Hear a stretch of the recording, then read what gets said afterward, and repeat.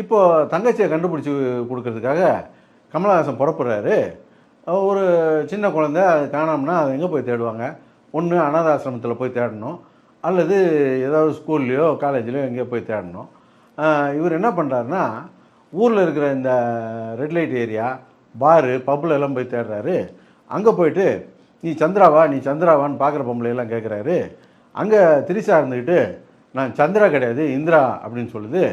சரி, சந்திரா இல்லைனாலும் பரவாயில்ல, இந்திராவது கிடச்சிதுன்னு சொல்லிட்டு சைஸாக பேசி தள்ளிட்டு வந்துடுறாரு. இந்த விஷயம் பெரியவனான பிறகு சிம்புக்கு தெரிய வருது. இதை தெரிஞ்சுக்கிட்ட சிம்பு, நீ வந்து சந்திராவை பார்த்து கூட்டு வந்து ஏன்ட்ட விட்றேன்ன, சந்திரா கிடைக்கலாம் பரவாயில்ல, இந்திரா கிடச்சிது நீ பாட்டு கூட்டு வந்து வச்சுக்கிட்டே, நீ நியாயமாக ஏன்ட்டெல்லாம் கொண்டாந்து விட்டுருக்கணும், இது எனக்கு இல்லை சொந்தம் அப்படின்னு சொல்லிட்டு அவரே உள்ளே பூந்து இந்திரா கேரக்டரை கைப்பற்றுகிறாரு. இப்போ 2 பேருக்குள்ளே பிரச்சனை வந்துடுது.